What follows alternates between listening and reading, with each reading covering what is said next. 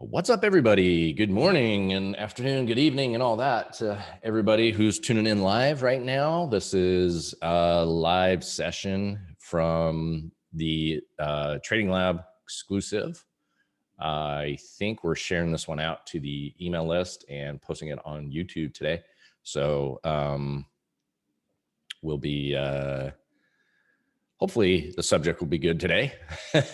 If you don't get an email with it in there and you're a lab member, you know how to get the link, or you know how to watch the video. If it's a good one, if I bring the fire today, we'll share it out. Anyway, we were just having a discussion of ice baths and fasting and dieting protocols. And hold on, I gotta sneeze. Which is a very important part of trading, in my opinion. Being able to focus intently for long periods of time and make decisions when you need to is extremely important versus, being out of the game, being poorly dieted for no other reason than your ability to make a decision on a trade. You should be ready to take, when you're ready to get down and do your trading, when you're ready to do your back testing, when you're ready to do all your work, you should be at the point where you show up and you're not, groggy. Now your levels of focus and your levels of grogginess and your levels of intensity will change. And, where after some fasting and other things that you do to get diet in order and your mind focused, your levels of like your worst day is still going to be the best day before you were dialed in on things. And you'll notice that. So you're like, oh, geez, I'm just not there. But you're still light years ahead of where you were prior to the, prior to getting dialed in. Anyway, we're just going over the ice bath setup I have at my house, my current routine. We were talking about one of our guys here is just started doing the Wim Hof pretty solid for a week and doing the 1 meal a day for last week, who have a little bit of a headache. One other thing it might be with a headache is you might not be getting enough of your nutrients. So definitely magnesium, zinc. You want to probably be making sure you add good quality salts to your add salt to your water, or make sure you're adding it like a good sea salt. I prefer the like the Celtic pink salt is really great.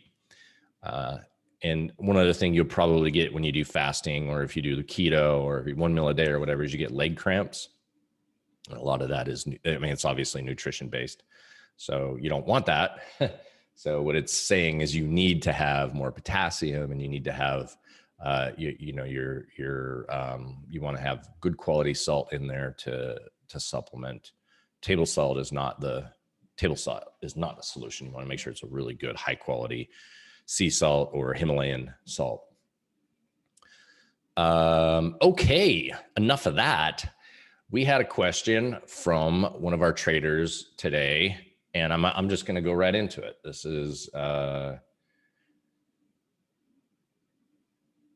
the question was questions for the more, so this is in the Trading Lab. Now he's done the Consistently Profitable course. He's done the Systems Mastery course. He's done the, he's done back testing. He's also a developer, so he's done a lot of statistical analysis in Python. And he asked a pretty good question. I get these questions a lot. So I told him basically ask the question to the group. And one reason I do that is because, I want part of being in the group is your proficiency. You become better when you help other people. So the idea is like learn one, teach one, or learn one, do one, teach one, I guess is what it is, right? So you learn the process, then you practice the process. So you go out and you actually physically do the work of what you've learned. And then you become so much better when you can actually teach the process. So that's why I'm always saying, don't ask me, ask others in the group, because that's going to make them better. And they're you know, you're going to get the information from a different point of view as well. And they're going to disseminate the information differently a little bit. They're going to give their own things. And, you know, you may talk to one guy and then talk to another person, and see, you know, what their, you know, what their feedback is, what they're doing. And that's really important because, you know, hearing it from me is great, of course, because I mean, I think it's great, I guess I should say. But hearing it from other people who've repeated the process and have been able to turn it and be successful about it is actually, I think is really important. And definitely for them, you know, they strengthen their knowledge by helping you out. So the question was, for the more experienced than me in manual backtesting, do you think it's better to go through the 30-30-30/100 backtest approach with individual setups? So do the failed vol breakout or FVBO first and complete full test, then move to VBO, then move to VBO2, and on and on and on. So it's getting caught up in the order of operation. I'm asking because I'm finding, although I am testing every day now for several hours, and I am finding myself making so many more observations that all of a sudden I find myself being overwhelmed with a list of observations. And of course, I'm aware that this is an ongoing process for sure. So first things first, I've been doing this for, it's 15, 16, 17 years, an hour a day, every day. And I still have a backlog of just crazy amount of observations that I want to go and back test myself. So don't worry about that. That's exactly what it is going to be like for, you know, as long as you're trading, it should be like that. You should definitely be constantly gaining new information. There's not an end. There's no home base. There's no finish line here. You know, ideally we're going to do this until we're, you know, pretty much just go for the rest of our life, living a great life, doing, you know, focusing on everything we can to make ourselves live as long as we can, as healthy as we can. And then hopefully, you know, the last week of our life, we're like, you know, I kind of got a cold, and then boom, age 138, you die.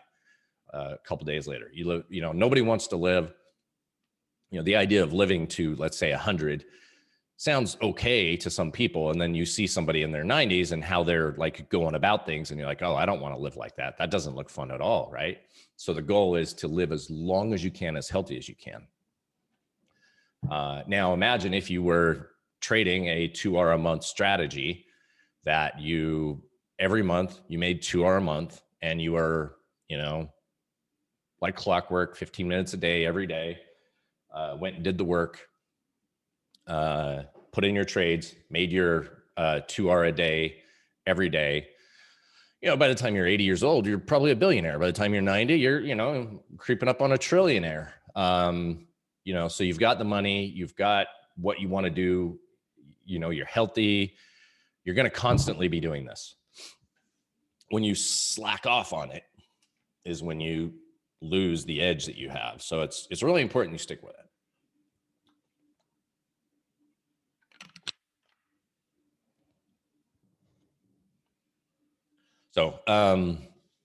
So the idea, if you haven't done the systems mastery course, I'll give you kind of a quick summary, is in essence, the way we want to test our data, manually test our data, is we want to chunk it up into 30 trade blocks. That's, you know, when you first start doing the manual back testing, that could take a couple hours, but after you get comfortable with it, after you do it for a good period of time, you start to, you can knock out 30 in about an hour. 30 to 50 is fairly doable in about an hour when you've been practicing. So just like anything, you know, you start out walking around the block, and then you can jog around the block, and then you can jog faster around the block, and then you can sprint around the block, right? You just build on it just like you would any other skill. The practice is what is important, not the velocity. And so you start out, try to knock out 30 trade iterations. And the idea that you want to do is you want to take a hypothesis and say, okay, my hypothesis is that the failed vol breakout strategy is, you know, close outside both of the bands, find an inside bar on a long trade. This is where I'll place my long, and this is what I need for my profit target. This is where I'll take profit. That's your simple hypothesis. You write that down, and then you do 30 trades within that. Keep a note of, your SQN, keep a note of the profit target and the stop loss. Keep a note of all that information. You collect 30 trades, and then likely what's going to happen is after a couple of trades, you're going to have some insights that you're going to want to test. So the reason you do multiple 30 trade iterations is because you're going to stick with the entire hypothesis for one 30 trade iteration. And the other, what you're doing there is you're adding a little bit of, you're improving it by iterating on it. Now, you don't want to over optimize, but you want to find small little edges that are going to help you get a little bit better, dial it in a little bit tighter. And then you're going to do another 30 trade iteration with your new idea set up and on the same data. So ideally what's going to happen is you would either get better. Ideally, you're going to get either better or worse results. If you get the same results, then, that kind of says, well, it doesn't really matter. But it doesn't have to be 30, 30, 30, 100. You can do 130 trade iterations to dial it in. I just say that usually by the time you've done your third 30 trade iteration, you're in a place where you've dialed it in pretty good, and you trade on that same data set, on that same asset during that same time frame on all 30. And by the third, fourth, or even fifth iteration, however many you need to do, you should have it pretty dialed in. That's your in-sample data. So that's your, we call it training data, right? So you've trained the algorithm. This is what we do in machine learning. This is what we do in statistics, is you train the data, or you train the algorithm, and the algorithm is, if this happens, then that, basically. And that's, the failed vol breakout strategy. Then you're going to go grab a different data set. Now it can be the same symbol, the same ticker, the same asset, or it can be a different one. And you go apply it to a different time as well. And you'll do a full 100 trade on that one. And you're not going to adjust your trades the whole way through. You're just going to follow through on, just take 100 trades. And the idea is that now you're on the test data. So your first set of data is training data. Your second set of data is test data. So what you've trained on, you should be able to take out into new data set, and you should be able to replicate the results, all things being equal. Now, if you have tools, if you know how to use tools like the SQN, you understand your market regimes, all these other things, that's what makes it so much better. Because you can then, it's a place in time to index to with the SQN. But a lot of times the failed vol breakout doesn't really need the SQN because it's a shorter way. But it's very important to document those things, because then you can see how it performs within different regimes.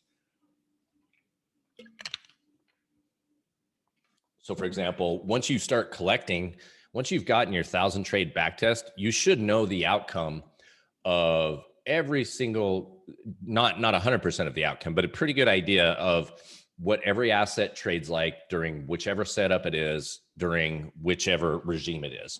Now, it's not going to be completely accurate, but you're going to have a good statistical advantage of knowing that you have a 77% win rate during a neutral regime on, let's call the Euro CAD. So you've got 77% win rate there. Your SQN is like 9 on failed vol breakouts. Well, that gives you an idea. Then you go to the data table that tells you what type of risk you would apply. We have that broken down in the lab so that you would go and grab the, if my SQN's 9 and I'm a 1% chance of a risk of ruin, well, then I'm going to trade 1% on this trade. If I'm willing to do a 10% chance of risk and ruin, then you're probably at like 2 or 3% on that trade. So it's just where your risk is. Now, if you're trying out for a prop firm, you're going to want to be in that 1% chance of risk of ruin. So you're going to trade much smaller size, but you're going to, your risk of ruin is going to, you have a 1% chance of blowing up the account and not passing the tryout of like Citi, let's say, Citi Traders Imperium, because you're following the plan. That's pretty much what it's all about. And that reminds me, I need to go around the horn on updating everybody, but I wanted to answer that question. Kyle did a great job answering it in the Slack. That's exactly what the result I was looking for. It looks pretty good. Kyle's answer, really, really good.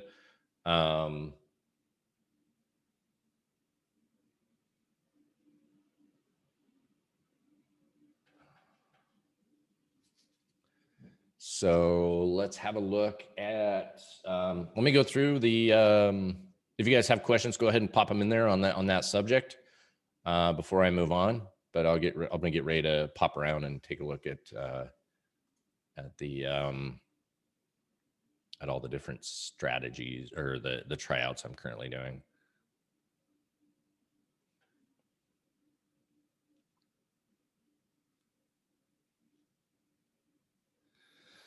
Okay, so let's start with Citi. I heard back from Citi. It has to be 30 trading days. I've hit the profit target amount, but I haven't hit the total trading days minimum requirement. I guess 14 is the number. 15 would be today because I added to my positions, and I'll go over those positions. They're on the screen right now. Current profit, open profits are about 1,700. Yeah, 17 cent. No. Yeah, right around high 16. We'll get into that, lady or Ashley. Yes, we will absolutely do that. Ashley asked about the bull volatile regime in equities, and I will definitely go over that. But let's take a look here. So across the board, I'm long the pound. Now these are all weekly charts. I've handed it over to the weekly because the weekly seems to be in control now. I've got some good trending trades going. Things seem to be working really well. So a weekly chart means I'm letting it breathe and getting to increase my position size. So let's look at the pound dollar. Pound dollar, just steady trend. I added to it out of that high base breakout last week. This week I've added to today I added to pound yen. We had a bit of a pullback. Let me just pull up the daily on everything.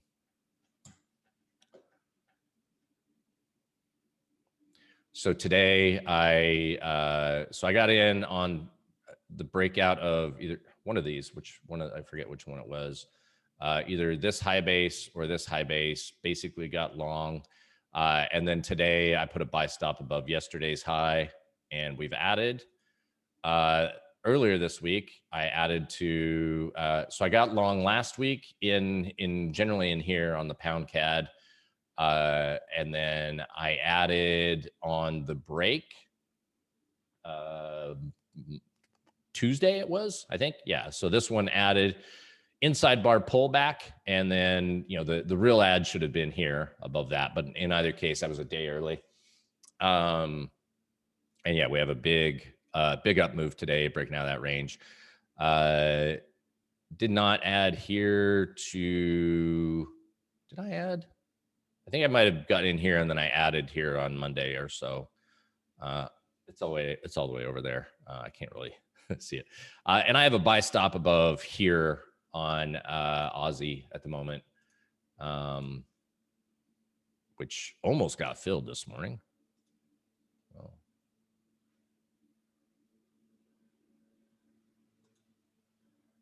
Almost got filled. It's still pending order. Yep, still a pending order. Well, that's uneven. So I got the order in at 77888, and I got the order in it.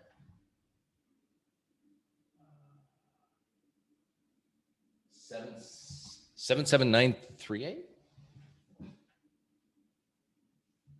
77938, and that's on Citi's data set. So I'm not sure if that's if this one is 77896. So yeah, we're still, it didn't get filled here either, but 77938, and this is trading at 77888 here. So whatever this data set is, anyway, I got a buy stop above there. It didn't fill. My trail stop is up into here. So I'm I lock in a little bit of profit. Then Aussie Kiwi putting in some work this week. 106851. So got in long over here. Yeah, right here. We have a nice high base happening here. So probably going to be looking to add to this position around this general area if we can get above. Same with, it's the same setup we have on Aussie dollar. So I'm probably just, whichever one fills is the one I'm going to stick with, and probably not add to both unless it really works out. So anyway, that one is up. Yeah, $1,700 on the account. $17,500 tryout account. So I've hit the price, tryout price requirement. Just I need to get and they emailed me back. That's an opening trade is a trading day. So you take profits on trades; those don't count as trading days. So pretty much the good and the bad is if you hit profit early, you just have to keep trading, and that's how I'm going to do it. Just going to keep trading. There's nothing, I could just, drop my position size down really low and just buy and sell, do a round trip every day for the next 2 weeks. But again, I'm, that's not the sort of person I am. I'm going to, I'm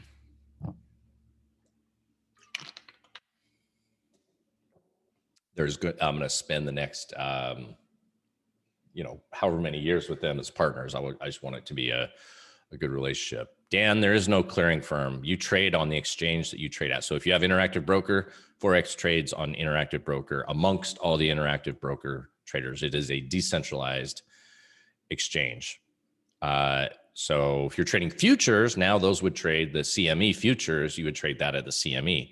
But if you're trading literal Forex, Forex is whatever exchange you're trading on, whatever broker you're trading with is their exchange. So whoever Citi uses, I think, Simon might know, if each broker maintains their own, exactly. So you're going to so if I do this, for example, let's do EURUSD here. I have FXCM, I have Awanda, I have Forex.com, IDC, Saxo, Kraken, Capital.com, Global Prime, Currency, Weasel. Then you have Bitstamp. So FTX. You can trade on Binance, CBT. So whoever CBT is who Citi traders, the exchange that they trade on. So whatever exchange they trade on is, or whatever broker they use is CBT. And so you get that. So through the Maverick account, they trade on Interactive Brokers. So you're trading with every other Interactive Brokers trader. Individual traders, if you're not prop, you need to have, I think, like $1 million account before you can trade Forex. I could be wrong, but in the United States, that is. Could be wrong, but that's definitely a deal with in the United States. There was like 10 years ago, Forex was just like 100 to 1 margin, and anybody could do it, and like 60% of traders blew up. And so they kind of limited the requirements to get Forex trading in the United States. The best way to trade Forex in the United States is to trade through prop.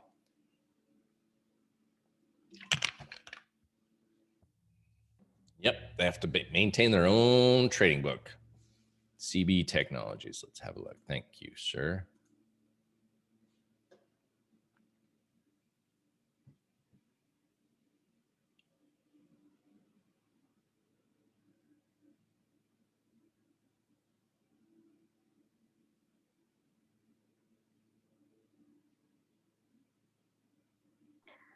Hey, Chris. Why is the barrier to entry like barely non-existent for stocks like equities compared to Forex?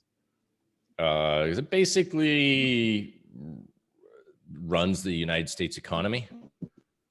One, it shouldn't be. One, every person should have the ability to. I think that the restriction is still too high on early stage investing. So the opportunity to invest in, Uber at a penny, unless you earn, I think it's $250,000 a year, or you have $1 million in net worth, you're not allowed to do that. No matter if you're an engineer, no matter if you are, a professor of finance or a professor of engineering or the world's foremost expert on ride sharing, if you don't have those requirements, you're not allowed to invest in private placement, in venture, in angel investments, even though you have the knowledge, you have the skill. So what it really does is it enables people who have money to become wealthier, while people without access to money can't get in because of those restrictions. Now they're working on adapting that, but that's one thing. Now, when you come to stocks, like if you don't have access to own stocks in the United States, you now have to, if you don't have, it's back to my thing. If you save money, if you're a saver, you are being taxed. You are losing money. A lot of people think saving is like this holy grail. Oh, we're not going to lose money. At least we have what's in the bank or whatever, but you lose buying power.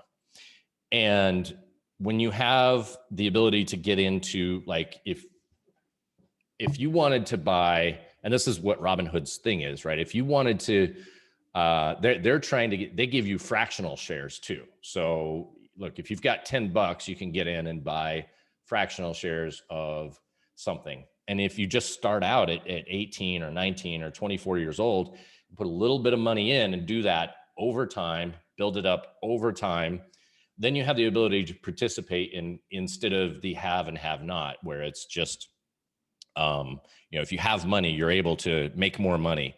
And if you don't have enough money, the minimum requirements, then you don't get the ability to improve your future. Now, that's there's a lot to be said there, but that right there is one of the biggest reasons. Whatever. I'm not speaking for the government, and I'm not speaking for legislators or anything like that. I'm speaking for, as an individual, and for my family and my friends, look, you gotta invest. You gotta be invested, and you gotta have, you can't be extremely concentrated if you're a passive investor. You need to have access to the markets, or you're going to be losing your money. And, it's just, I'm not saying, you have to go out and pile into, GameStop calls, but I'm saying that, ideally everybody should be a democratic process where everybody has the same access and the same ability. Which is what I always get to with trying out for prop firms, is if you have your $737 or whatever it is, you can try out for the most expensive CD Traders Imperium trading platform, a prop tryout. And if that's all you need to work your way up and be successful. If you're good, then you don't need $2 million to get access to $2 million. You just need to prove you're good and spend time doing it. You don't need to have, you know, Citi doesn't care if you can't read or write. If you can trade, you can trade. Citi doesn't care what school you went to. Citi doesn't care what language you speak. Citi doesn't care, you know, how you do your hair, what city you live in. If you use a PC or a Mac, you'll have to use a PC somehow. Well, you can use the MT4 app on your phone, actually. So yeah, they don't care if you're an Android or a PC. You know, there's all the different things that Citi offers. And I'm moving away from stocks, but it's a pure, in my opinion, it's a pure meritocracy. Meaning, like, if you're good, you're going to get the money. Now, just because you can put up the money doesn't mean you're good, right? That's the big thing about all this stuff here, where everybody's really up in arms about places like Robinhood and all that. Robinhood is trying to get people who are like 18 years old or whatever to get invested in the market, even if it's just $10. Now, they have to run a business in order to do it, and they, you know, payment for order flow is how they run their business, or the spread. You know, they basically, you know, we bought our XLE calls at 93 cents, and they were trading at 92 on Interactive Brokers. So there was a penny spread, yes, for sure. But when you're, you know, when you're investing for your future, starting at like age 18, 19, 20, 22, whatever, you don't even, you know, that one penny on a $10 trade is not that much. It's just, you know, if they've got millions of users, then it's useful to them. So why is it so easy to open and invest in stocks? I think that is, you know, I believe that the markets should be free and open, and anybody should be able to go out and get money. Just because you didn't go to the proper school, and I get really up in arms about people who say that, and I'll say this again, when people say, "Oh yeah, my Uber driver was talking about these stock tips, that's the market top," I get angry at that, because that's you're saying that you're better than the guy who has the internet just like you. But because you know, like the thing that happened in the 1920s, when there's that old anecdote of Jack Kennedy, who said his shoe shine boy was giving him stock tips. He knew it was the market top. That's, you know, that at a time when access to information and, you know, there is some sort of way to, everybody can get access to the markets pretty much. If you know, half the world has the internet. So there's still a full half of the world that doesn't even have internet, and, you know, probably electricity and running water and all that. But everybody on this, you know, watching this video, listening to me, or, you know, works with me, all has the internet, and we all have same access to information, or we can get it. As anybody who can open up a Robinhood account and put money in there. I don't think there's anything special. There shouldn't be any reason that you can't improve your life by investing. That's my opinion on it. It's same thing with crypto. There is no regulation to get into crypto.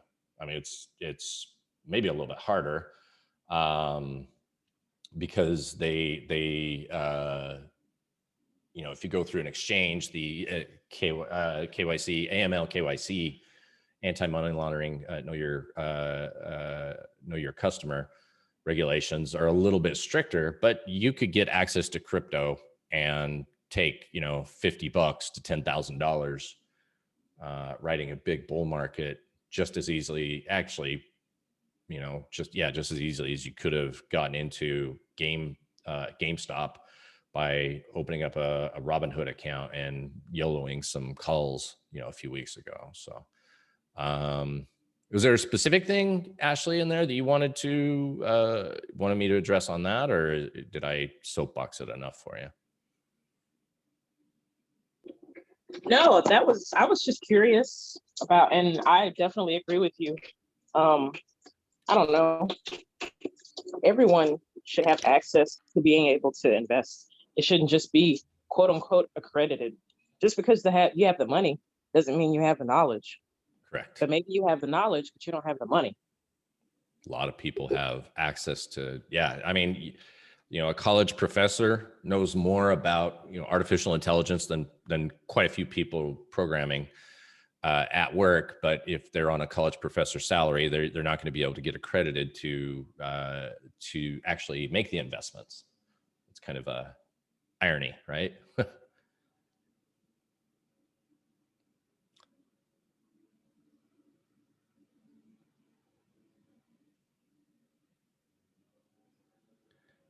So Ashley's question was about the bull volatile regime in equity indices here. Her original question, I should say. Okay. So, all right. Let's just do,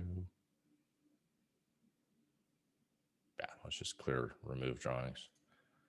I like to have artifacts on there, but nah. Okay, so if we're looking at SQN, we made it into bull volatile, and let me preface everything with let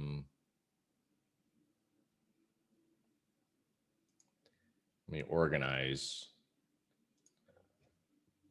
the most previous bull volatile time.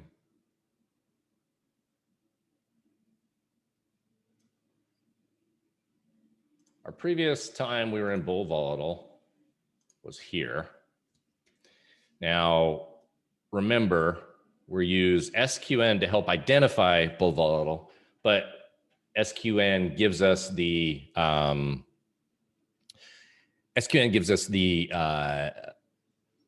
place to index it. It's a you know, it tells us that bull volatile is happening, and it was based off of this. And the way the SQN works, so the SQN is just, it's like a calendar. Like I said, it's just a place to index against. It's not the be all end all. It's not the thing that's going to change your life. It's just something to index against. You can almost say if you're above the 50 moving average, you're in a bull market. If you're above the 50-day or below the 50-day moving average, you're in a bear market.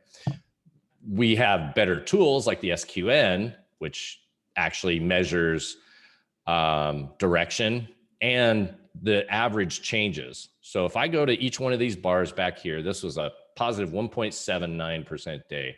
This is 1.4. This is negative 1.2. This was 2.12. So we're in these bull volatile little miniature regimes here where because the price change was so big, that's part of the formula that SQN uses. It averages the average price change of the last 100 bars and gives you a score. Square roots, it gives you a score. So that you can make it a smaller number. And so by entering into SQN, this is the thing about it. Just because we flip into SQN doesn't mean that is the top. There's a number of characteristics of a market top after you've moved into an SQN.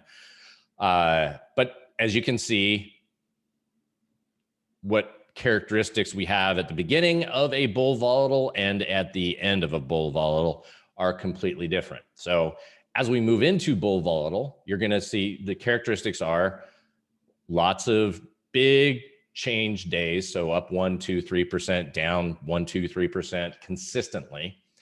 And when we end up at the top of a bull volatile, there's some characteristics there. Typically by our entry, the entry day into bull volatile via the SQN, not by price action, but by SQN, the average up move is about 10%. So by the time you enter into bull volatile, you would expect that before your major market top happens, not all the time, this isn't 1,000%, this is just, you know, an average percent of the time, above average percent, you know, above 50% of the time, this is going to happen, not 100. It's Schrodinger's cat right here. You're going to get a move that's about 10%.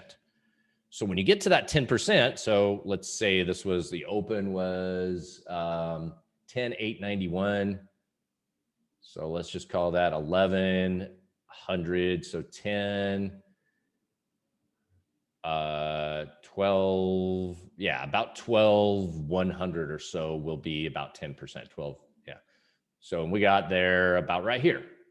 So about right here is where the market 10% move from entry to top was about right here.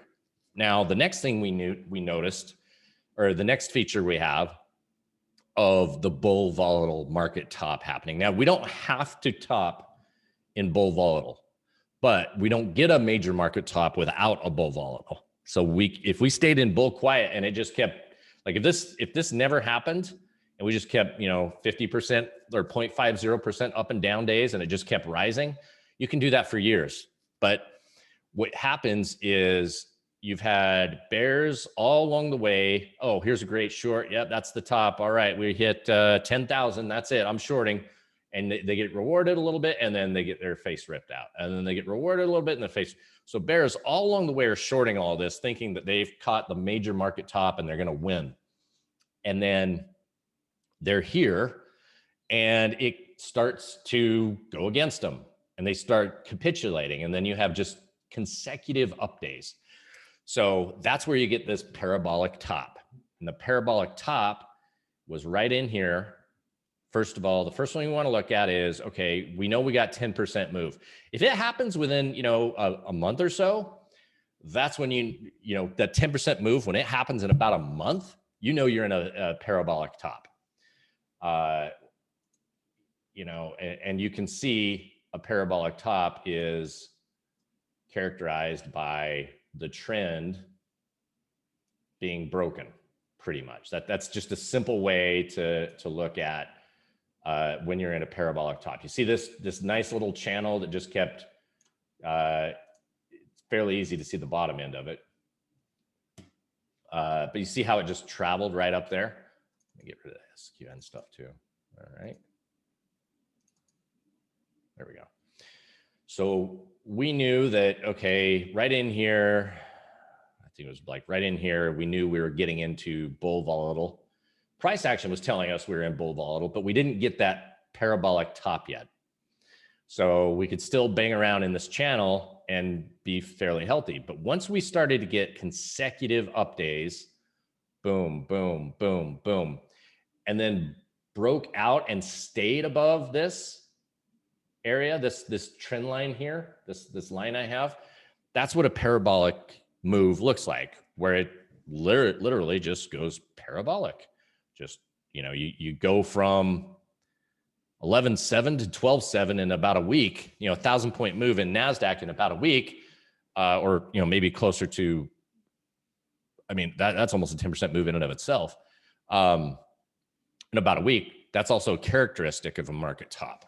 So had this parabola not formed, we could still probably have just kind of trended. And then the last thing that I looked at was, well, there's two other things I looked at to get this market top, to how we traded this and got either hedged or short, was September is a historically lame month, and turned out it was, just like always, almost always, but that's not really good. And then, the third pivot, the R3, we closed on the monthly above the monthly R3. And that pretty much says that with those things there, we're at a market top, but it doesn't give you the timing of what a market top is. It doesn't tell you exactly when this is going to happen. It just says, all right, we've hit the 10%, we've gone parabolic, we closed above R3. And also, hey, look, we're in a historically weak month. February is also a historically weak month, FYI. So that's how we were able to see this and see into the future and just avoid this whole crap. Now, the way you get a parabolic top is all the bears, as you can see, there was a good amount of distribution all along the way. Bears were taking shorts, people were taking profits. There was all that. This, when you just have consecutive, a parabolic top is when all these bears throw up their arms and say, well, the risk is actually that we're going to 15 or 20,000, not that we're going to drop. And so you no longer have any sellers. It's just buyers. And the people buying here are just, they're FOMOing in. They're not, there's no logical reason. If they didn't like, NASDAQ down here at 6,500, they're going to love it at, 12,000, right? That's just the way people's mentality works. And they're the ones that gave us fuel. So, okay, now you can see that this is what happens in bull volatile regime. This is how you wear off a bull volatile regime in a major bull market. And then we wore it out, and here we are. We're back in bull quiet again. And we know we're in bull quiet because we can see what are characteristics of a bull quiet market regime. One is just, price just steadily rises. So slight parabolic top. Let me get this lined up correctly there. Yeah, slight attempt at a parabola, which we fought off, and then we rallied back. So remember, bull quiet regime, best sell setups in the world fail. Best sell setup in the world failed. Best sell setups in the world failed. Best sell setups in the world failed. It just continues to just wear the bears out. And even though we had this massive, 3.5, probably like 4 at one point % down day, and we went down a big drop in January. It just keeps going. And so, but we know this part right here was 1.7, 1.9 is probably over a 1% move. This was a 3% move. So now we find ourselves in another micro.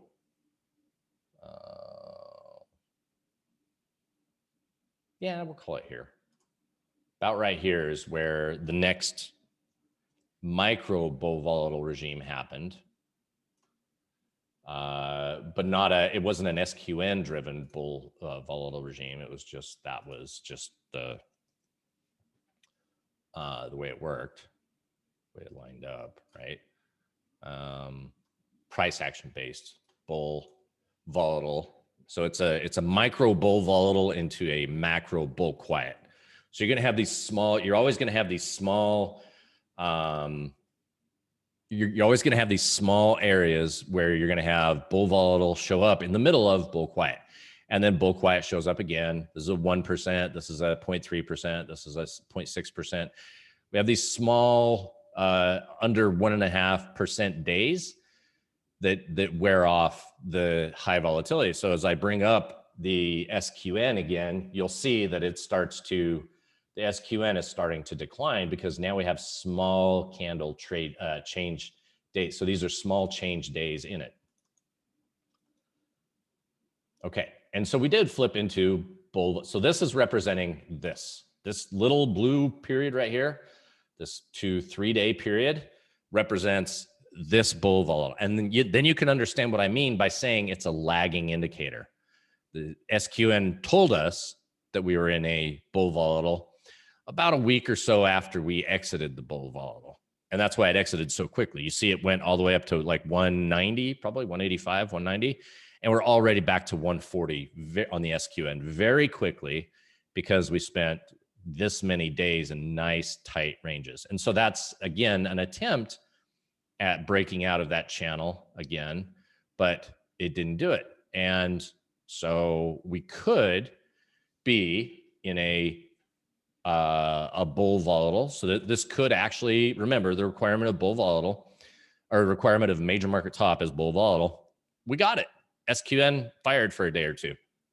So that happened. And oh, by the way, we did have bull volatile price action. So now we're noticing that our daily EMA here is holding, as it pretty much did the whole way through. There was a couple of little hiccups all along the way, but typically you can go and take a look. When it's above this EMA, it's fairly bullish, and when it closes below it, it's fairly bearish. You can you can pretty much see that it's a simple tool. There's nothing fancy about it. There's no witchcraft to it. Some people obey it. It's just an average of the last, an exponential average of the last few trading days. It's give or take. You can do a simple or a EMA, however you want. It's not the precision of it is not what's important. The generalness of it is what is actually the real value you get of an indicator. The precision of an indicator is so less useful.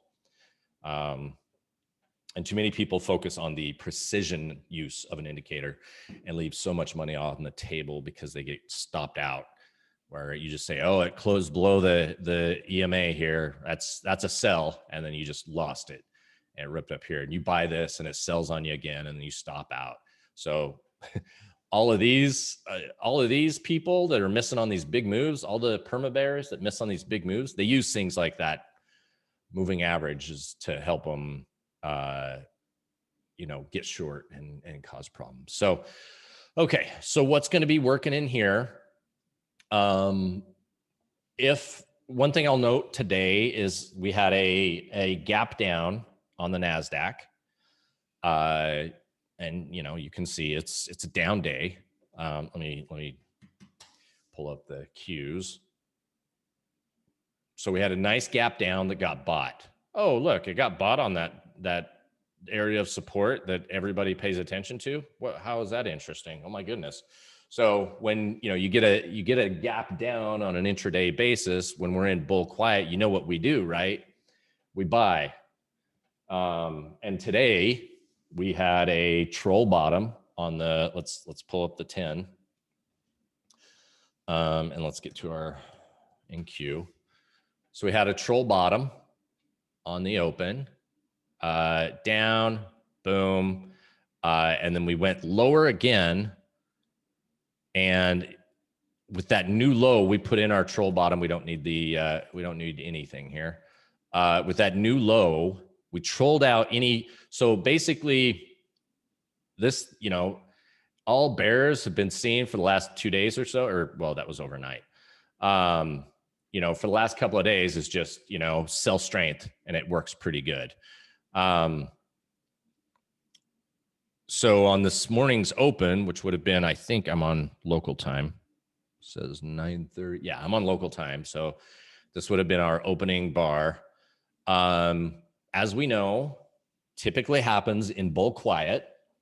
What typically happens is you have an opening fade, you have an opening move that's going to be a counter trend move. And especially if you're in bull quiet, it's a lovely time to start looking for your troll bottoms. And remember what a troll bottom is. A troll bottom is a spike low, a reversal, so we had a spike low, we had a spike low, we had a spike low. In this scenario, all you would have needed to do, sorry, I'm getting a spinning wheel here. Is my audio good? Everybody good on that? Yeah, you're good. Thank you. So on this, pretty much what you would do is, you're not putting your stop in just yet. You're using a very small position size, your initial entry, and you're looking to add to this. So as this thing sells off, if we are in fact in bull quiet and we're not in bull volatile, which we can tell by going to here, we can go to we can see that we're in a bull quiet. We were in a bull volatile. We're back into a bull quiet. This could turn into bull volatile for sure. And we could really start big moves. That's, we're not trying to be, we're not trying to, be 100% accurate, because that's not what we're asking for. What we're asking for is have statistical advantages. And we know with the work we've done with market regimes, we know what a bull quiet market regime looks like. Now, yesterday, it worked. Yesterday, it actually worked too on the opening range. So let's go to yesterday's low. Okay, so we had the opening sell off. Boom. This is the first move. Remember, I like to give it at least the opening half hour. And then we came down here. We put in a troll bottom, which, we got long. We would have gotten long. And then one really important way that I like to manually day trade these regimes is, I know that it's going to close up near, it's going to do a head fake, and it's going to close up near an up day, somewhere there's going to be more buying pressure than selling pressure. the changes, the percentages, and all those other things are not what you need to focus on when you're looking at the intraday work of a bull quiet on an indice, or on an index. What you're actually looking for is, so if, let's remember, look where yesterday's close, the previous day close would have been here. So you're looking for almost 60% chance that you're going to close, you're going to get it up to there. Now, also, we knew, I mean, it was within reach. We had the overnight low. We had a number of price action things that were saying we have a chance to go up here. So there was a big bunch of selling, but then it just stopped. It stopped selling. You know, we found some support down in here. And so let's say you got long that first one contract, whether it's a micro or a mini. You want to trade a small size because you're going to look to add, because what you want to do is you want to build up your position down here so that you can exit your position here. And so this is what happens, comes down and you get long, comes back down again. Instead of putting your stop right here and just, you know, you could do that, get stopped out like that. That's what this candle did. It ran stops, put in a troll bottom. If you look at this on a 30-minute chart, that's actually a troll bottom, but on a 10-minute chart, it doesn't look like one as much. We go down, we put in another troll bottom.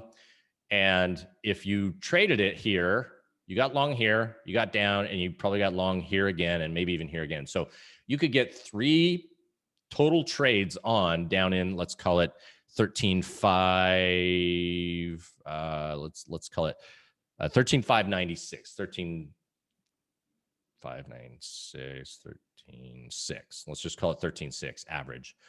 And then it starts moving in your favor. And you get your first look back, and you know we're closed the trading day right up in here, right?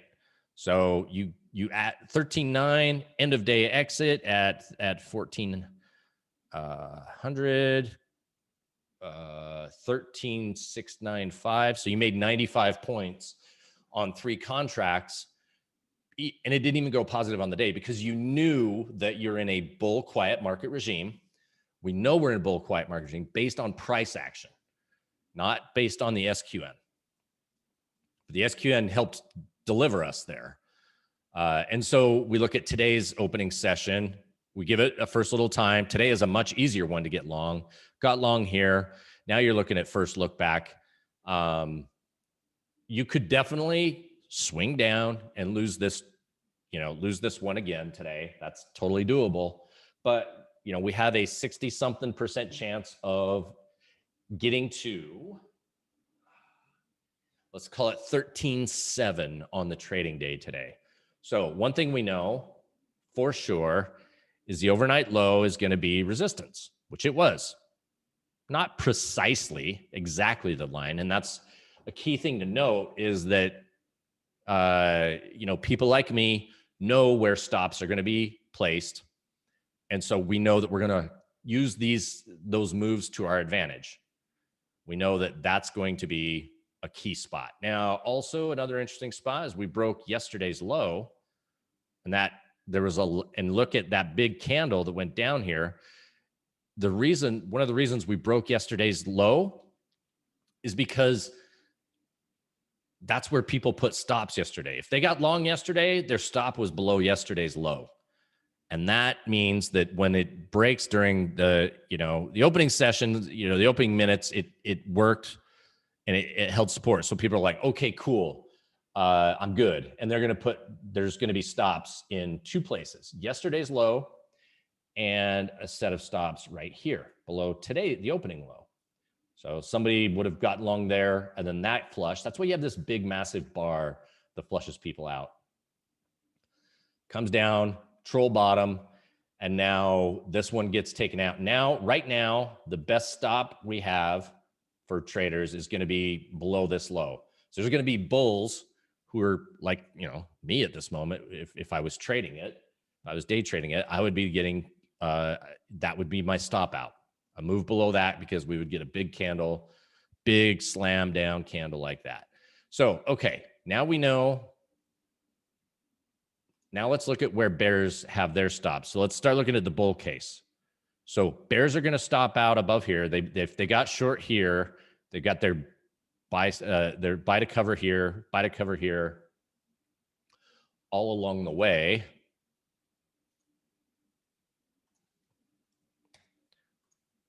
Right? And also this high is now going to be that weak, that low is the high that there's going to be this is where most likely everything's we're going to end up probably up here today. A pretty good likelihood that we're going to end up somewhere around there. That's a fairly easy one. And then let's look at yesterday's close. What did I say? 13, let's just, yeah, 13.7. Let's just call it here. So we have a almost 60% chance that we're going to move all the way up to 13.695, 13.7. There's almost it's right around 60% chance. We have our math up here. I've done the math on it in bull quiet. Let's see, what is the likelihood that we end up? Is this here? It might be on. Anyway, I have it somewhere, but basically it's right around 60% chance, 58.4% chance that we're going to end up in positive on the day. Okay. So we already have that tailwind knowing. We know that over 50. Now, I was a professional card counter playing blackjack, and your odds are about 55% in counting cards, playing single deck blackjack in a casino. The best case scenario, meaning you're not groggy, you're not slow, you move, you know the count, you know everything. The best. That's like zero failure, 100% precision effectiveness. You have a 55% chance of winning. That's the best odds in the casino against a casino game. And we have better odds on the NASDAQ. And all it is getting from where we are right now, 13,528 to almost that's like 170 NASDAQ points.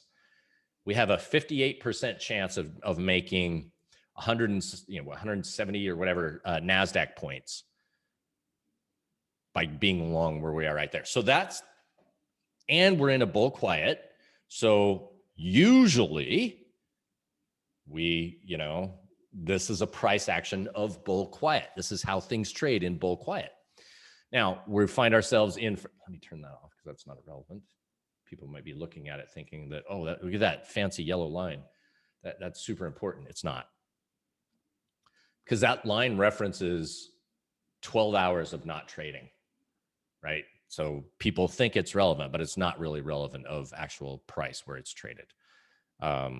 What makes it relevant is people believe it's relevant, and so they trade off it. That does make it relevant, but it really isn't giving you as much edge as knowing that 58% of the time this is going to move up to here.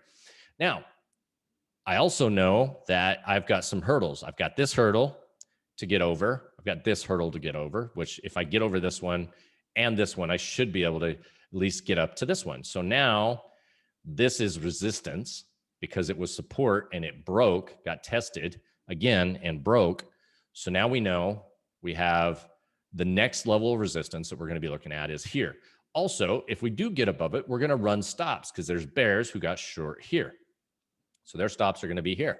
So if we do get above it, and the way it usually works is we go above and we pull back. We troll. That's the trolling price action. It's going to go above it, rip people's faces off. All bears are going to be cranky and stop out, and then it's going to turn and drop, and they're going to chase again saying, oh crap, I knew I was right.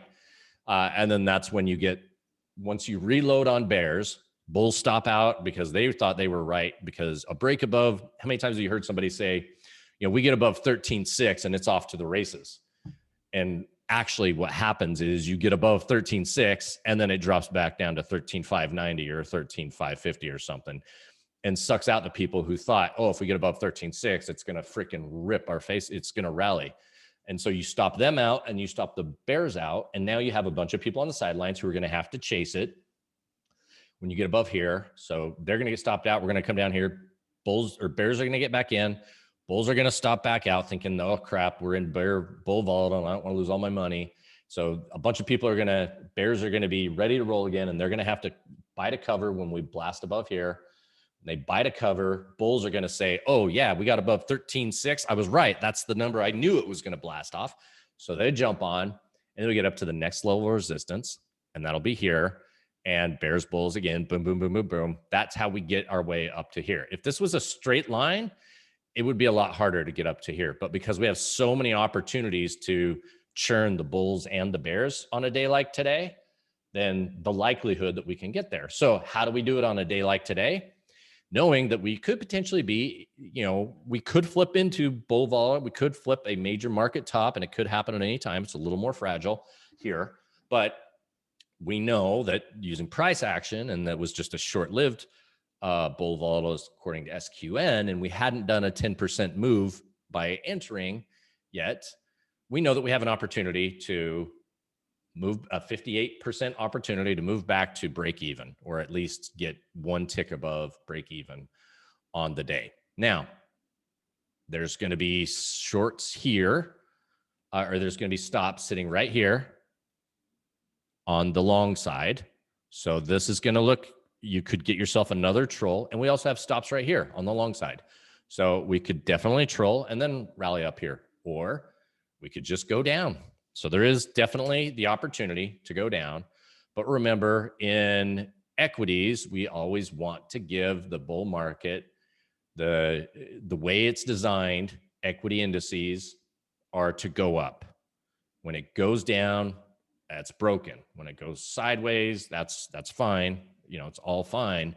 But it's the design, the intention, and the incentives of this is to go higher.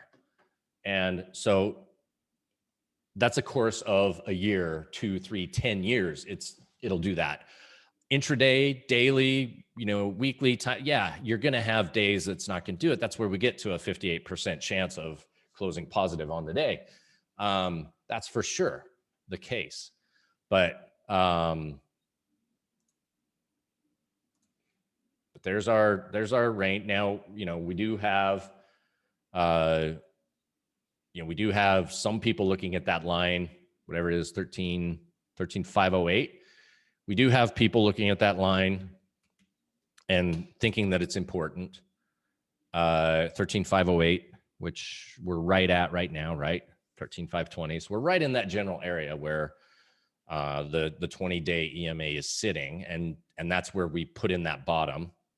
We breached it and then popped right above it. So, is what it is. And we don't have to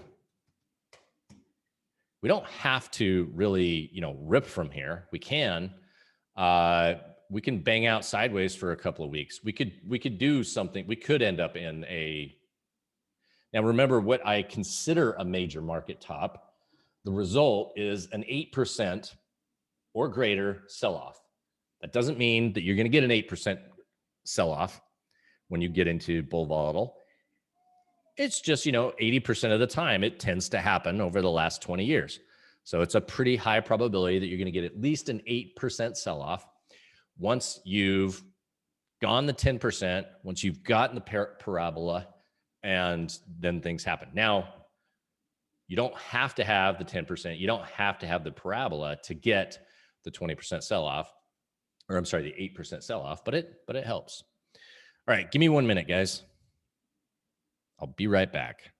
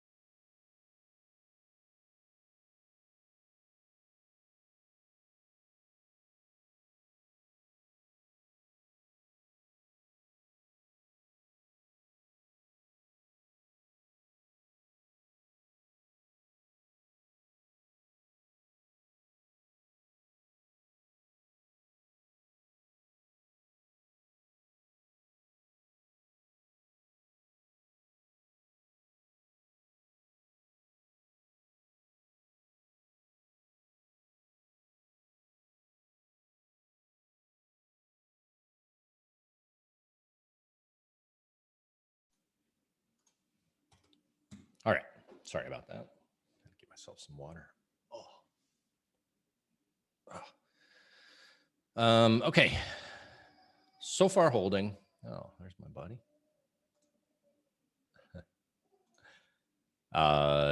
So anyway, if we're trading NASDAQ and we're doing the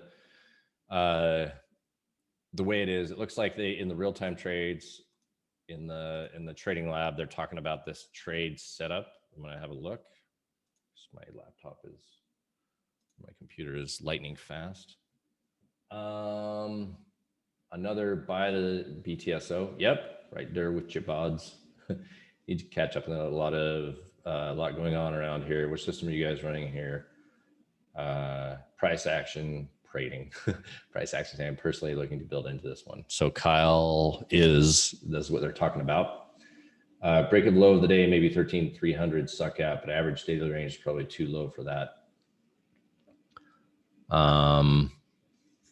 Yeah, I doubt we'll get to 13.3.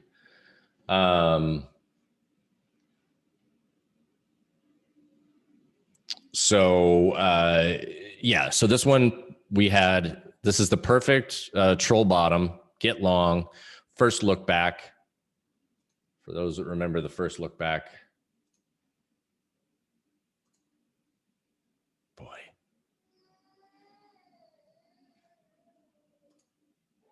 My laptop does not like having. Whew. Let me kill this Enterprise IO. Yeah, this one actually is quite a resource hog. Whenever I run that app, choose up my resources.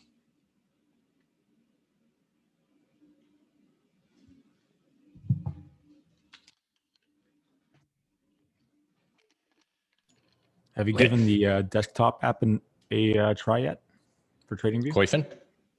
No, it's the TradingView has this desktop beta they've released. Oh no, I'm talking about Koifin. Oh, Koifin. All right, gotcha. Yeah, I mean it's basically the same. As far as I could tell, the TradingView desktop was the same as their it's iOS identical. app. Yeah, it's identical. It's just easier to get to, basically, right? Like we're using a Explorer or Brave window, whatever you're using for browser. Yeah, I think it's. But anyway, yeah, I'm just gonna stick with browser. Yeah. Anyway, I gotta upgrade my computer. That's just TLDR. I got 3 big fat monitors running and charts everywhere and quotes everywhere. And yo, Chris, I just ran into an interesting problem on Kraken. So there's something that people should pay attention to. There's verification levels based on security inputs that you choose that determine the amount of margin they're willing to give you. And then based on your dollar amount, there's a max buying dollar amount. So on the platform, it could say that you have free margin, but your position opening dollar amount, for example, mine was 600K. You can't exceed that number with the open buy, like your cost of open. So if you think you have margin, but you can't get fill or they're canceling all your orders, it's because you exceeded your max opening position.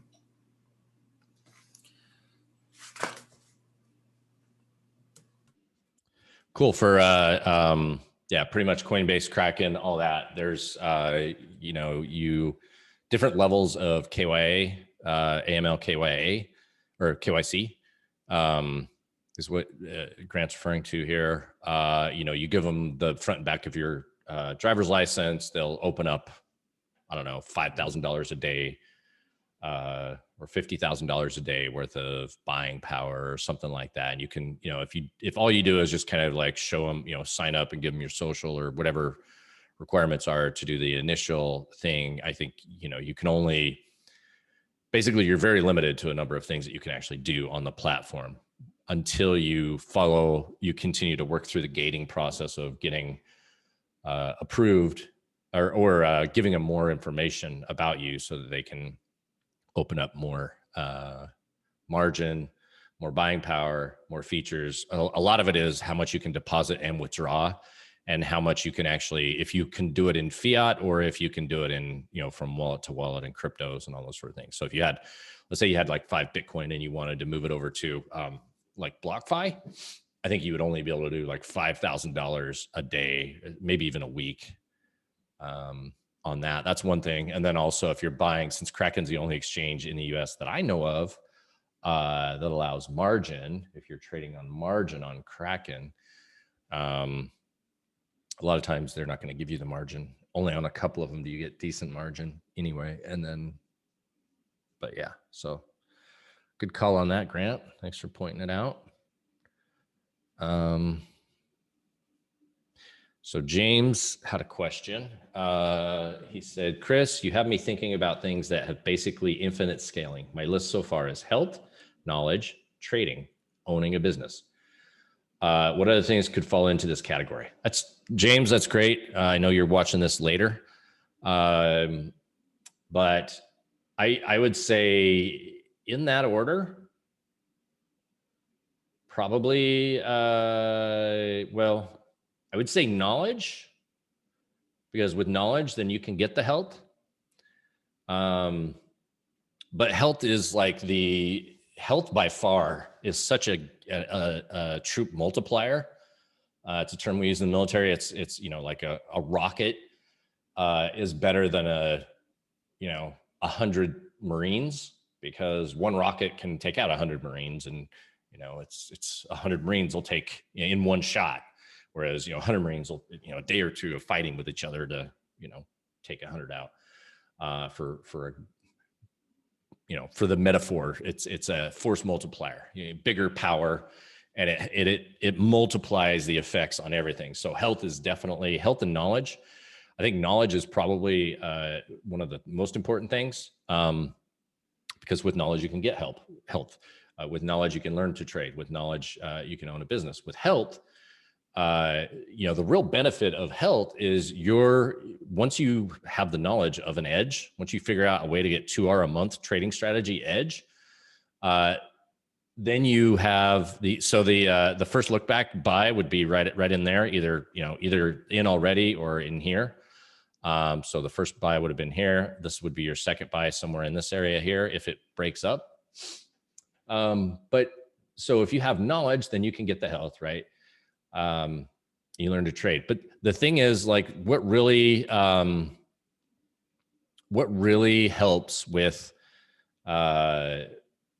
proving out an edge, like if you were to, like, imagine if you were to increase your income by 3% a year for the rest of your life, right? That doesn't seem like a lot, but if you stopped increasing your income by 3% a year at age 65, you would be really taxing you're very much punishing yourself, because if you're increasing by 3% every year, by the time you're 65, and let's say you live to 90, you've got 25 more years of increasing, and you're increasing at a level that it's just higher each year. 3% a year doesn't seem like a lot. And when people say 3% cost of living wage increase, it's not that useful. Well, it's very, very useful, because the longer you're there, the better it is, the bigger it is. 3% on $100,000 is bigger than 3% on $10,000. And if you stop what you're doing at 65, then you're limiting your growth by such a dramatic factor those would be your prime years. Now, the thing is, I don't want to call it ageism, but of course, if you're who would you rather hire? Would you rather hire a young 20-year-old right out of college who's ready to roll? Or do you want to hire somebody who's 65 that's, kind of slow, kind of tired, kind of lazy? What do you think? So this is where we get into being an entrepreneur. And, you know, if you're an entrepreneur and you increase your income, the amount of money you can get as an entrepreneur is in essence unlimited if you're using second and third types of leverage. If you're using first type of leverage, which is, you know, your physical labor, you can still increase your, you know, your income, but it doesn't increase exponentially. It increases linearly by the amount of labor you do. Now, if you're using, let's say, margin, or you're taking out a loan, you're borrowing against your assets to grow your business. Well, now you're using the second type of leverage, and that means that you can grow your income while you sleep. It's not gonna grow, you know, massively, but you can grow it while you sleep, and that's the second type of leverage. And you can have the first type of leverage with the second type of leverage. That's fine. It's just that the second type is better. And Naval Ravikant talks about this. As you know, he clarified it for me. So I'm stealing his knowledge. It's just something that I've been able to take his information with and run with it in that sense. And so the third type of leverage is building a business that you have to build a product once and it lives on forever. The idea of that, Joe Rogan podcast is a great example of that. He does an episode and there you go. It can go forever. You do a book, you write a book, you write the book once and you print it out and, it lives forever. You make a movie, you make the movie once and it lives forever.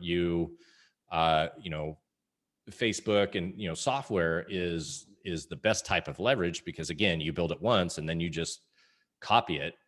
And there's no physical thing like there is with like books. An audiobook is a good example of that. But software is a great third type of leverage. You're simply building it once and then adding new users to the platform while you sleep, and they automatically www.yourplatform.com sign up, and you do nothing. They sign up, the permissions, they get their username and password, they confirm it with the email, and now they're there and they're living through it. So this is something James posted in the trading lab. And so I just wanted to kind of follow up on that. But yeah, and then if you look at it, if you're growing your software business, or you're growing your podcast business, or your movie business, or third type of leverage business while you sleep, well then in order to reap the benefits is you just need to live as long as you can. Same with trading. You just need to make $2 a month for as long as you possibly can. This is what Warren Buffett and Charlie Munger have. They figured out, people obviously kind of knew it, but it was a pervasive mindset of like, you're just going to retire at 65. And if they retired at 65, you never would have known the name Charlie Munger or Warren Buffett if they just decided, 65, we're done with this. And what does their work day look like? It's pretty much a retired day, right? Like that's what you would want your day to look like if you were retired for a lot of people, right? Like read a lot and try not to make a lot of mistakes. Try not to do a lot of things that are going to get in your way. Know the benefits of what you're planning. If you can make $2 a month, by the way, $2 a month is way better than Munger and Buffett make, but it's because they stick with it. So if you start at age 26 and you make $2 a month and you continue to grow the account and not pull money out of the account to buy stupid things, borrow against things instead, that's way better. If you can do that, then $2 a month, you're going to outperform the Buffett, the Munger. And you're just going to be able to do it over and over. $2 a month is a very attainable goal. It takes 15 minutes a day. So health is a big factor. obviously, you know, Buffett and Munger are getting fairly close to the end of their, if they're at the end of their life. I mean, they are at that age, but without the fact that they were able to not make stupid mistakes with their money. You know, I know Buffett has a private jet. I'm guaranteed he didn't pay cash for it. People who have wealth, they don't pay cash for things. So when you hear people like going and calling out like people for like leasing a Lamborghini or something like that, it's like, no, that's the smart way to do a Lamborghini. If you're going to do a stupid decision and, you know, waste your money on or, you know, like apply some of your edge to a thing like a Lamborghini or something like that, we'll finance it. Figure out a way for the business you own to own it for you and do that. And so anyway, I hope that's helpful for people. The idea is that you can, like, you don't need to be with knowledge and health, and you have a second and third type of leverage business going. You don't need to be smart. If you have the ability to acquire knowledge, it's like a video game. You're at level, whatever, 10. If you were to jump up to level 500, you would just get destroyed. So there's a lot of things you need to collect along the way between level 10 and level 500 before you're even prepared to function at level 500, right? That's the idea. Like, you wouldn't, you know, somebody pointed, it helps if you buy an insurance company and compound tax-free. Exactly. So if I said, okay, go open up a Citi trading account, go make $2 a month and do that for the next 2 years, and you'll work your way up to a $2 million Citi account. Now, go buy an insurance company and compound interest-free or tax-free for the next, you know, 80 years. You're not going to have the knowledge of, you know, how do I get an insurance company? What is he talking about?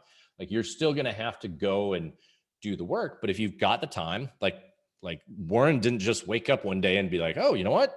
I should buy an insurance company. Like, he spent a lot of time reading. He spent a lot of time thinking. He spent a lot of time not spending money on Lamborghinis. He spent a lot of time doing these sort of things so that he could play out his edge.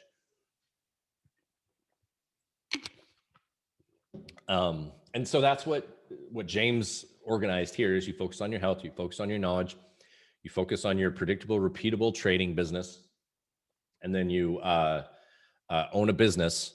Then you have the ability to, you know, if you live, and you need to understand what health is, right? Health is not ripped with a six-pack. Could be, but that, again, like, you know, just because you get a bull of oil doesn't mean that is a major market top. It's just could be indicative of one. So a six-pack and ripped is probably not as healthy as somebody who, you know, has good gut biome and sleeps really well at night, and has a very positive energy, and, you know, is doing everything that they want to do, as, you know, they say, skipping to work every day. That's really big.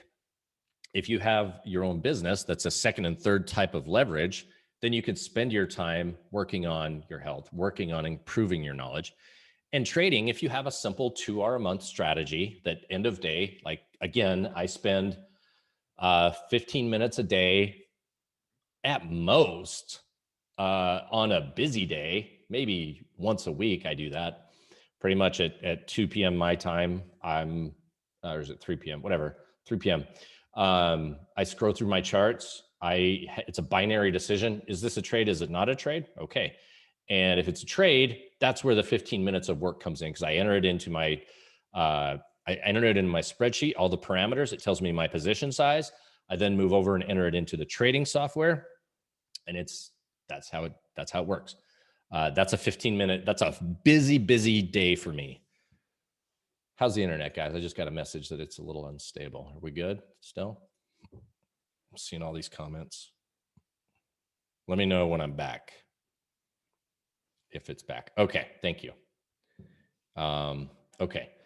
So anyway, that's that takes 15 minutes. Now, it'll take you a number of years to get to the point to where you're earning enough money to replace your current job. Probably, if you're currently employed or doing other things, that's fine. It takes 15 minutes a day at the end of the trading day to get there. And you do 2 hours a month. Within 2 years at Citi, you'll have yourself a $2 million account at 2 hours a month at 1% risk. 2% of a $2 million account is what, $40,000. You keep 70% of that for yourself. That's a pretty good living.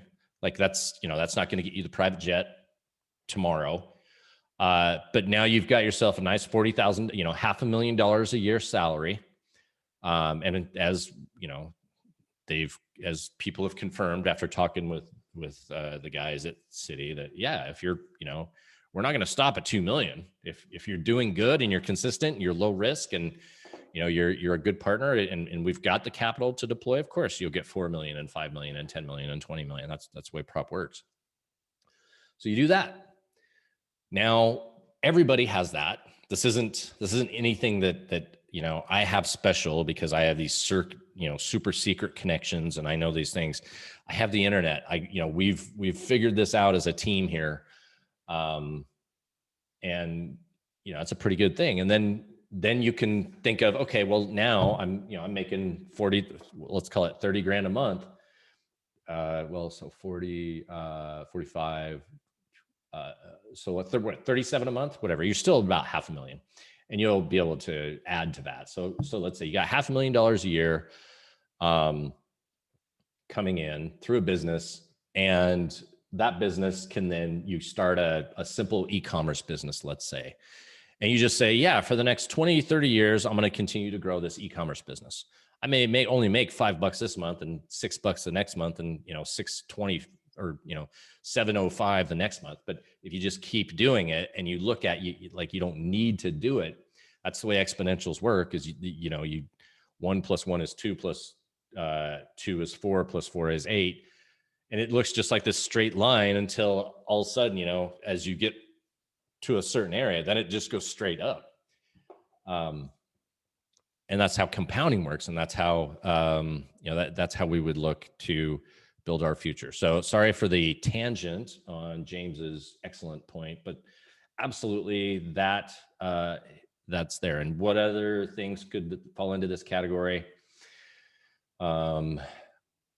I would say family or home happiness is probably the health, knowledge, trading, owning a business, and I don't know if I want to say like a happy life, happy family. I guarantee if one of the quickest ways to lose half your money is to get divorced. So that's that. Let me have a look at Ashley. That was a great tangent. That is why my husband and I want to do. He just started backtesting. Fantastic. Glad to hear it. That's good news. And as long as you guys got heat there. Let's see, Dan, on my experience with crypto, how would you rate your personal top 3 platforms factoring all variables? I'm not going to tell you my personals, what I use, but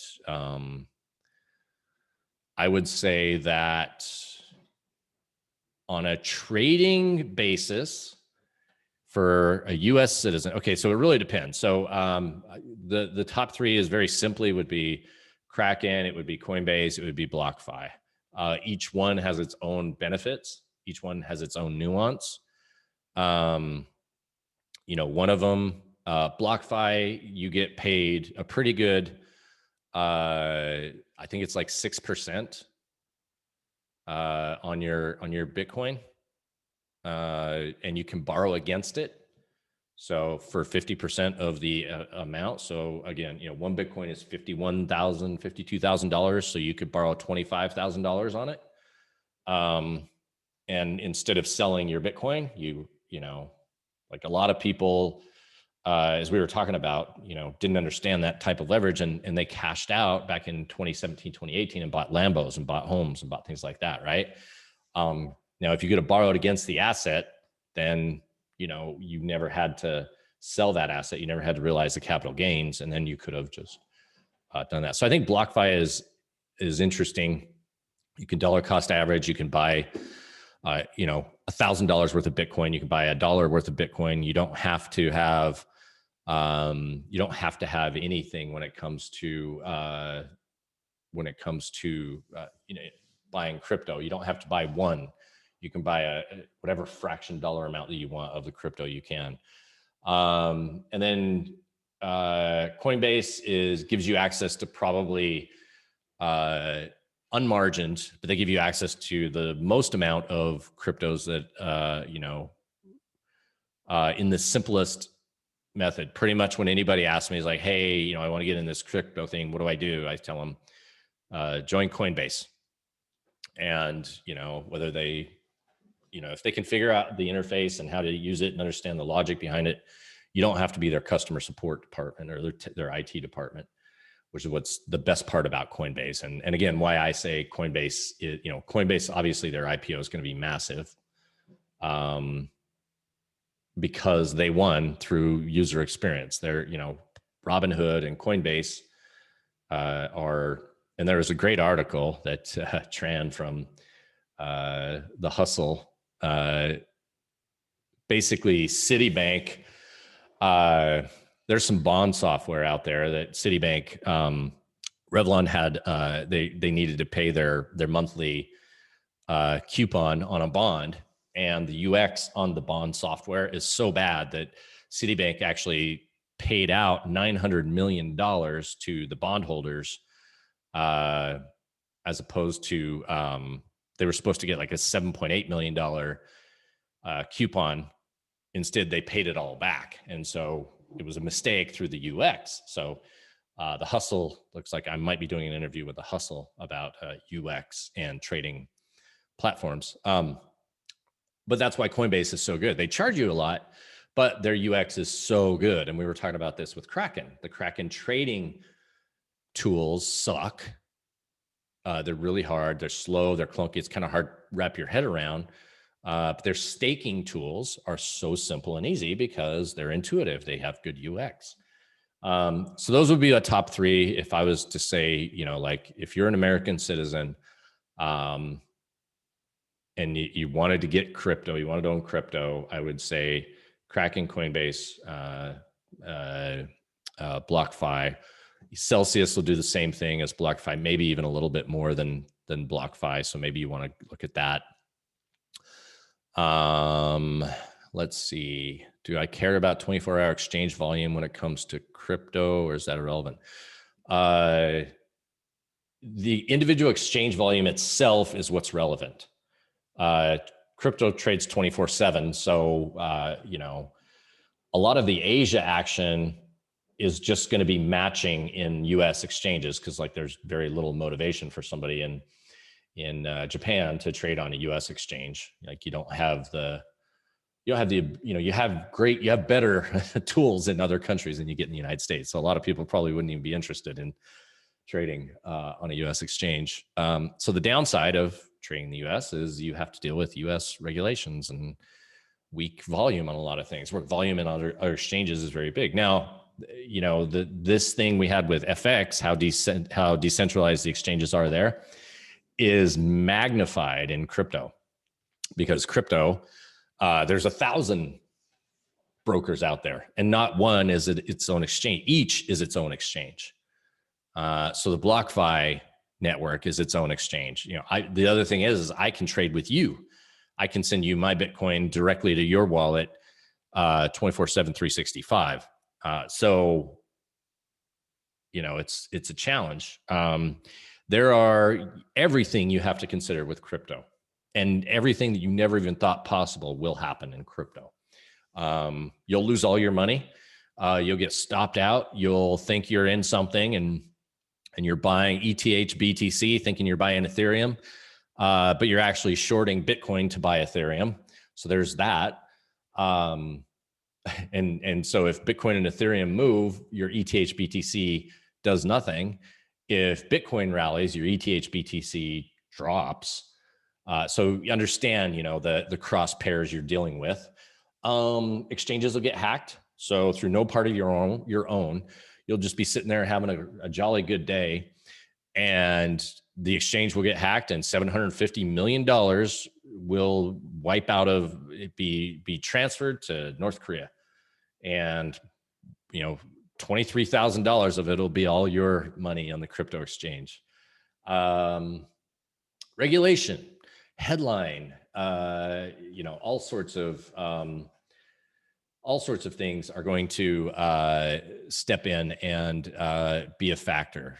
So you either have to focus on every single detail as being relevant, or think of it as irrelevant and just say, okay, well, I need to make sure that I can move my Bitcoin or my crypto as fast as I can. The safest thing is to hold your own crypto, theoretically. But, you know, that we're not talking, I think we're talking about trading here. So for trading, in my stance on trading is I'm well positioned in a nice portfolio, and I'm sitting on that. I'm not doing anything. Good for me. I'm 3 weeks ahead of most people, it looks like, on my charts.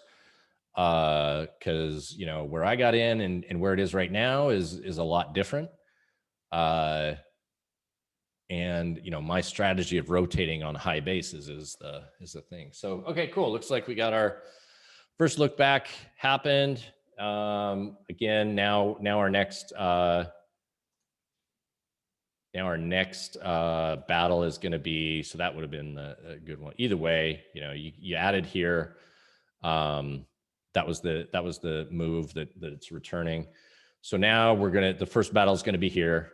This 13,570 is going to be the next battle. We spike above it, we dip back in there, spike above, dip back in there, spike above, dip back in there. Now we may not rally to the top. We may not make it all the way up to 13.7, whatever it is, 13,695 or whatever. But we do still have a 58% chance of it happening. And if you're trading it, you've bought one and you've bought two. I think Kyle's doing this trade right now. If I'm, and the backtesting crew, setting up for first full body above overnight low. This was the overnight low. Wait, what was the overnight? No, so this would have been, this is the overnight low. So this is what Bob's talking about. And it looks like we're right there. We are above it. So we've, actually we went above it earlier. So it's not the first one. First full body would have been here, unless you're looking at a different time frame than 10 minutes. But yeah, so we're taking the trade. This is indicative price action. Ashley, this is price action that is indicative of bull quiet. This is not price action that is indicative of bull volatile. So to get back to the original question, it looks like we are back in bull quiet, which means we potentially have some time before we put in another top. This could have been just, you know, a fluke, and we just keep getting nice. As long as we stay within this nice little channel, we'll probably extend the bull quiet nicely. Now, if we start getting days that are 1%, 2%, 3% ups and downs, now that'll change. That'll move us back into the SQN bull volatile, and we'll end up in a top somewhere. But at the moment, we got ourselves a little gift. We had bull volatile happen, didn't show up on the chart until all the way over here.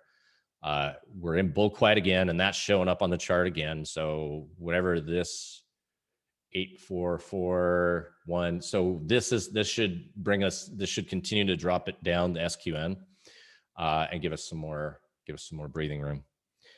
I didn't fully do the system overview, but yeah, you know, still doing pretty good on the Robinhood account. Down 100 or so off the top, 150 or so. I think that's it. Any other questions, folks? I'm going to upload this one. I will email this one out to everybody too. This is one I've been kind of hoping for. It took a little minute to get going. So of the people who watch it, if you watch it, thank you for holding all the way through. I promise you it's worth, well, I can't promise you because it's over now, but this is a little preview of what we do in the trading lab every day. A lot of Q&A, but then we have the trading lab full of traders, fellow traders who are whether day trading, swing trading, position trading, and you know, a lot of questions. A lot of people can answer questions. It's not just the Chris show. There's brilliant people in the group. So, all right, guys, that's it for me.